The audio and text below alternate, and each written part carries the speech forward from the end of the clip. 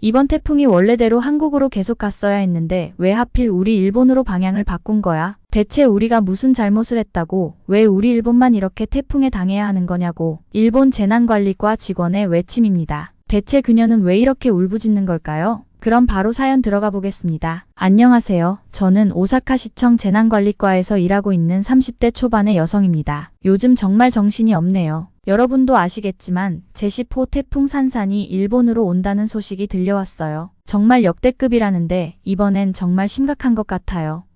이번 태풍이 얼마나 강한지 아세요? 중심 기압이 930헥토파스칼이라더라고요. 지난 태풍 중 가장 강력했던 게 2019년에 온 태풍 하기비스였는데 그때도 935헥토파스칼이었어요. 그때 일본이 정말 난리가 났었잖아요. 하천이 범람하고 산사태가 나고 집도 막 무너지고 정말 끔찍했어요. 근데 이번 산산 태풍은 그보다 더 강하다는 거예요. 기압이 낮으면 낮을수록 태풍의 위력이 강해지거든요. 정말 생각만 해도 아찔해요. 사실 이번 태풍 얘기를 듣고 저는 온몸이 떨리더라고요. 태풍 산산이 오사카까지 온다고 하니까 괜히 불안해서 잠도 제대로 못 자고요. 뉴스에서는 태풍의 눈이 선명하게 보인다고 하던데 이게 무슨 뜻인지 아세요? 태풍이 엄청 강력하다는 증거래요. 바람이 초속 60m까지 불 수 있다는데 이 정도면 사람도 날아갈 수 있는 거죠. 상상해보세요. 그냥 길을 걷다가 바람에 날아가 버리는 걸요. 끔찍하지 않나요? 그래서 너무 걱정이 돼서 가고시마에 계신 부모님께 전화를 했어요. 이번 태풍이 부모님이 사시는 가고시마에 제일 먼저 온다고 하잖아요. 엄마, 아빠, 지금 당장 준비하세요. 물도 좀 사놓고 창문도 단단히 막으세요. 라고 몇 번이나 신신당부했어요. 저희 부모님이 태풍에 익숙하시긴 한데 이번 건 정말 역대급이라고 하니 저는 그저 두 분이 무사하길 바랄 뿐이에요. 오사카는 제10호 태풍 산산이 온다고 하니까 정말 난리도 아니었어요. 시청에서도 이번 태풍이 역대급이라고 하니까 주민들을 대피시키기로 결정했어요.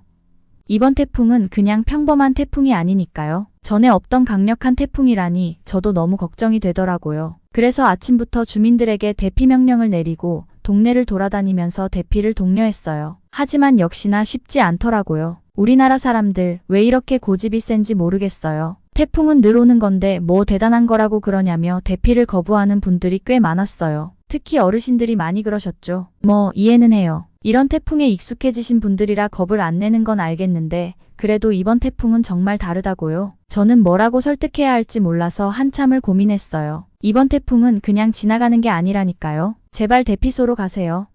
라고 소리쳐도 다들 듣는 둥 마는 둥 하시고 게다가 몸이 불편한 노인분들은 아예 움직이려고도 안 하시더라고요. 어떻게든 모시고 나가야겠는데 제 힘만으로는 역부족이었어요. 그 와중에 같은 동네에 사시는 젊은 분들 몇 분이 나오셨어요. 정말 그때 얼마나 감사했는지 몰라요. 이웃들이 위험하니까 저희도 도울게요. 라며 적극적으로 나서주시더라고요. 그분들 덕분에 결국 몸이 불편한 노인분들도 무사히 대피시킬 수 있었어요. 참 이런 때는 이웃의 도움이 얼마나 소중한지 다시 느끼게 되네요. 결국 그날 저희는 거의 하루 종일 주민들을 대피시키느라 정신이 없었어요. 그래도 다행히 모든 분들이 그리고 몸이 불편한 어르신들까지도 안전하게 모셨죠.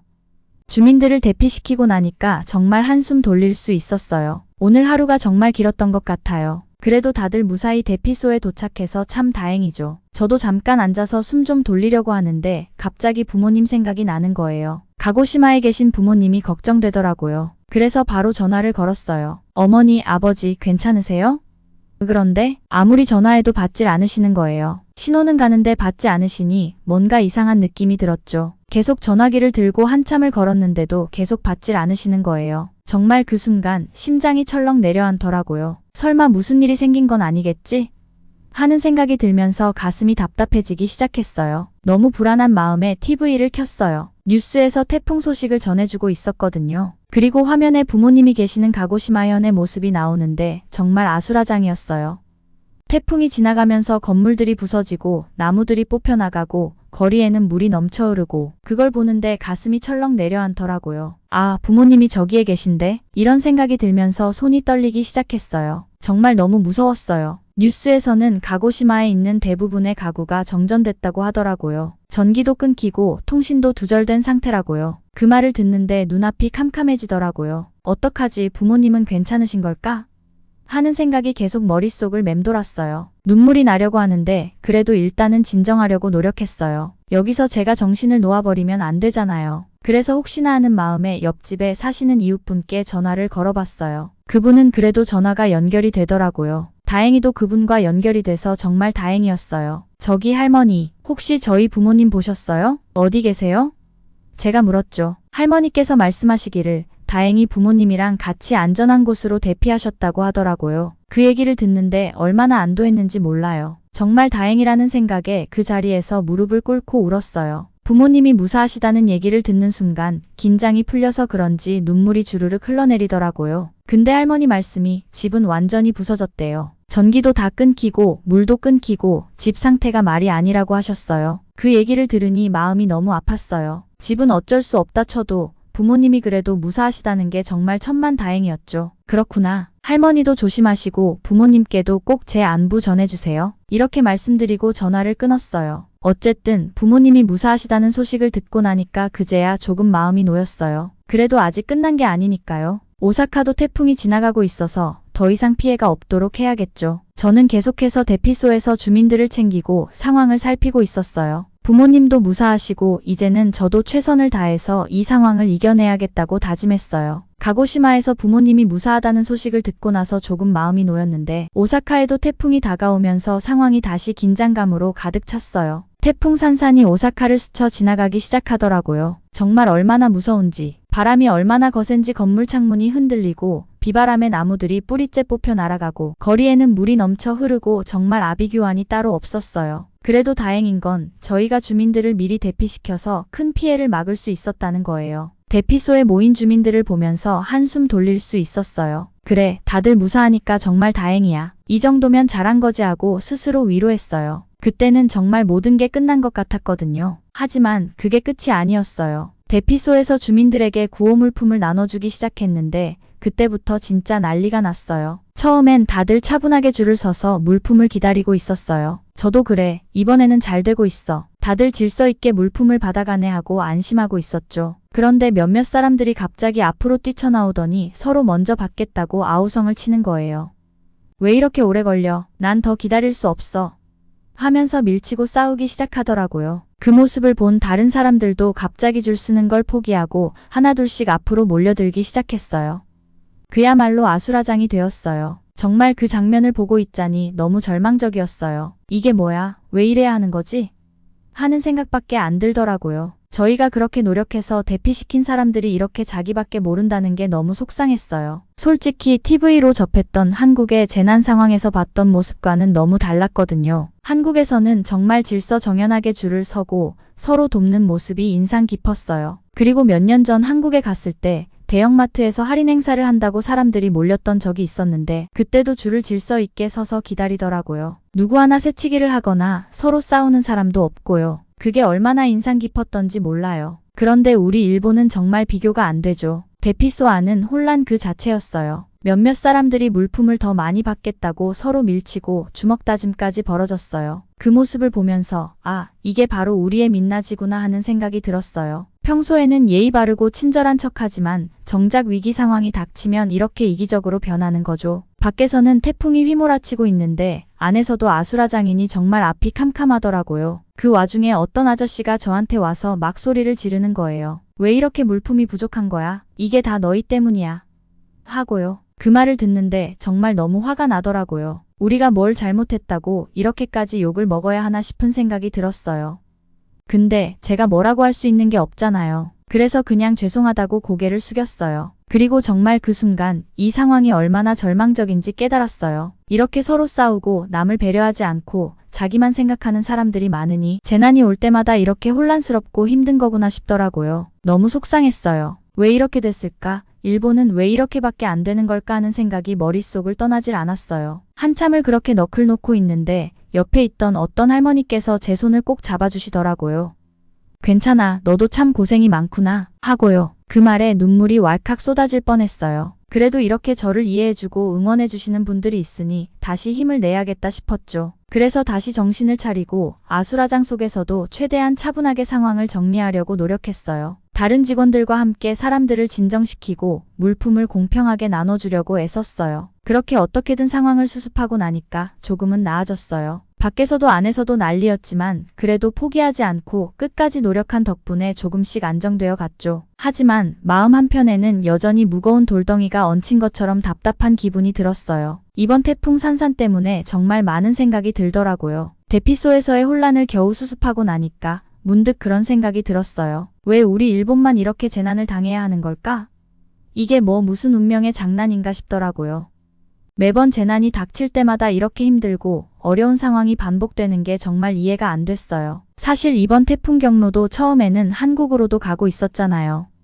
그런데 갑자기 방향을 틀어서 일본 내륙으로 들어오는 거예요. 마치 일부러 우리 일본을 겨냥하는 것처럼요. 그거 보면서 이건 정말 신의 장난이 아닐까? 하는 생각이 들었어요. 왜 하필이면 한국을 지나치고 일본으로 온 걸까요? 정말 이건 말도 안 되는 일이죠. 제가 이런 생각을 하다 보니까 문득 우리 일본의 과거가 떠오르더라고요. 솔직히 우리 일본이 한국에 대해 저지른 일들, 그게 아무래도 이번 재난의 원인이 아닐까 싶었어요. 물론 과거의 잘못을 다 용서하고 잊을 수는 없겠죠. 하지만 이런 식으로 계속 벌을 받는 것 같다는 느낌이 드는 건 어쩔 수 없어요. 예전에 학교 다닐 때 역사 수업에서 들은 적이 있어요. 우리 일본이 한국에 대해 얼마나 큰 잘못을 저질렀는지, 그때 당시 한국 사람들에게 얼마나 큰 고통을 줬는지 말이에요. 사실 그때는 그게 다 옛날 일이지 하고 별로 깊게 생각하지 않았어요. 하지만 요즘 들어 자꾸 그런 생각이 드는 거예요. 혹시 우리가 지금 겪고 있는 이 모든 재난들이 그때 저지른 잘못들에 대한 벌인가? 하는 생각이요. 솔직히 말해서 그 생각을 하면 할수록 마음이 무거워져요. 왜냐하면 아무리 지금 우리가 힘들어도 한국 사람들한테 했던 일들은 정말 너무 큰 잘못이었잖아요. 그걸 생각하면 지금 우리가 겪고 있는 이 모든 일이 그에 대한 벌이라면 그럴 만도 하다는 생각이 들기도 해요. 게다가 이번 태풍이 한국을 비껴가고 나서 보니까 더 그런 생각이 들었어요. 태풍이 한국으로 가다가 갑자기 방향을 틀어 일본으로 온 거잖아요. 이건 정말 신이 개입한 것처럼 느껴질 정도로 기묘한 일이에요. 한국은 별다른 피해 없이 지나갔고 우리는 이렇게 큰 재난을 맞이하고 있고요. 그걸 보면서 이건 정말 우리가 벌을 받고 있는 게 아닐까? 하는 생각을 지울 수가 없었어요. 그때 제가 부산시청 재난관리과에서 재난대응 방안을 배우고 싶다고 초빙받아서 한국에 갔던 게 생각이 났어요. 당시 초빙을 받을 때만 해도 조금 거만했어요. 지진은 우리가 많이 겪었으니 우리에게 배우는 게 맞지 이런 생각을 했거든요. 솔직히 말하면 한국을 무시한 거였죠. 그래서 한국으로 가는 비행기 안에서도 마음속으로는 가서 우리 시스템을 알려주면 한국 사람들이 감탄하겠지 하는 생각이었어요. 그런데 막상 부산에 도착해서 시청에 들어가 보니까 제 생각이 완전히 바뀌더라고요. 한국은 정말 준비가 철저했어요. 그걸 보고 진짜 깜짝 놀랐어요. 부산시청에 들어가자마자 정말 깔끔하고 체계적으로 정돈된 사무실과 최신식 장비들이 눈에 띄었어요. 그리고 직원들이 얼마나 열심히 일하는지 각자 맡은 바에 최선을 다하는 모습이 참 인상 깊었죠. 그때만 해도 저도 모르게 여기가 우리 일본보다 더 나은데? 하는 생각이 들더라고요.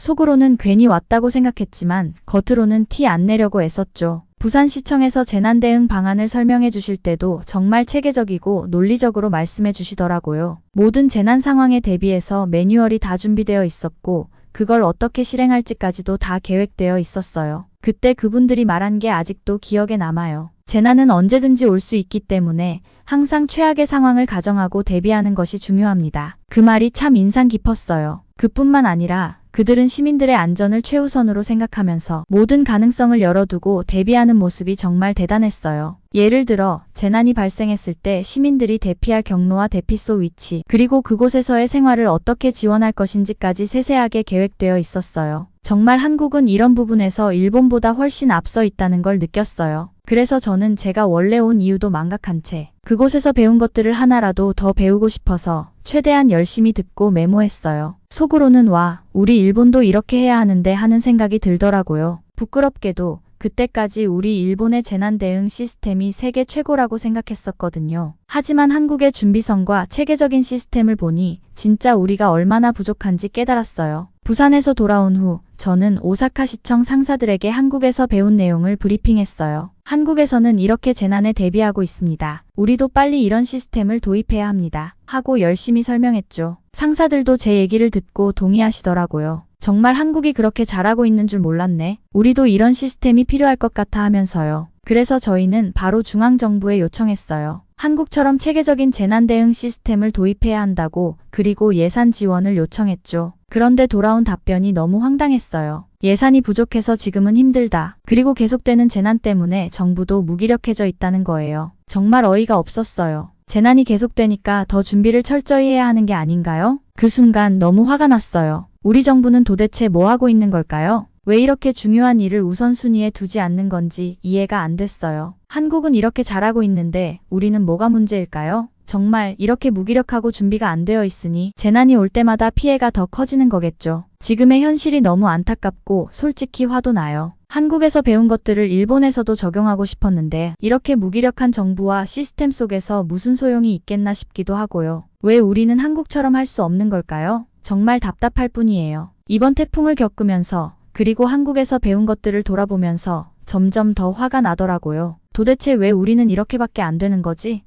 하는 생각이 계속 들었어요. 모든 피해를 당하는 이유가 결국 우리 일본 정부와 국민들 탓이 아닌가 싶더라고요. 솔직히 말해서 우리 일본 정부는 정말 무능하고 무책임해요. 재난이 일어날 때마다 똑같은 말만 반복하고 제대로 된 대응은커녕 그냥 지나가길 바라는 것처럼 보여요. 부산에서 배운 것들을 도입하자고 했을 때도 예산이 부족하다는 이유로 거절했을 때 정말 어이가 없었어요. 아니, 재난 대처가 이렇게 중요한데 예산이 부족하다고? 그럼 그 예산은 도대체 어디에 쓰이는 걸까요? 이뿐만이 아니에요. 국민들 역시 이기적이고 자기밖에 모르는 모습에 정말 실망했어요. 대피소에서 구호물품을 나눠줄 때도 질서를 지키지 않고 자기 먼저 받겠다고 밀치고 싸우는 모습들을 보면서 정말 화가 났어요. 그렇게 평소에는 서로 배려하는 척하지만 정작 위기 상황이 닥치면 자기밖에 모르는 사람들이 참 많아요. 이럴 때마다 한국 생각이 나요. 한국 사람들은 정말 대단해요. 어려운 상황에서도 서로 돕고 규칙을 지키며 협력하는 모습이 너무 부러워요. 몇 년 전에 한국에 갔을 때 재난이 닥쳤을 때의 대처를 보고 정말 감동했어요. 그렇게 작은 나라가 어쩜 그렇게도 잘 준비되어 있는지 시민들도 다들 협력적이고 질서를 잘 지키더라고요. 그에 비해 우리 일본은 정말 뭐랄까 너무 부족하다는 생각이 들어요. 그래서요. 제가 정말 참다 못해서 이번 기회에 한번 저격하고 싶은 생각이 들었어요. 우리 정부의 무능함과 이기적인 국민들의 태도를 더 이상 참을 수가 없더라고요. 이렇게 계속 가다가는 더 큰 재난이 올 때 정말 큰일 나겠다는 생각이 들었어요. 그래서 제가 그동안 느꼈던 분노와 실망을 글로 남기기로 했어요. 저는 컴퓨터 앞에 앉아서 제가 하고 싶은 말을 하나씩 적어나가기 시작했어요. 왜 우리 일본은 이렇게밖에 못하는 걸까요? 왜 우리는 한국처럼 준비하고 서로 돕지 못하는 걸까요? 정부는 도대체 뭐 하는 걸까요? 재난이 이렇게 자주 발생하는데도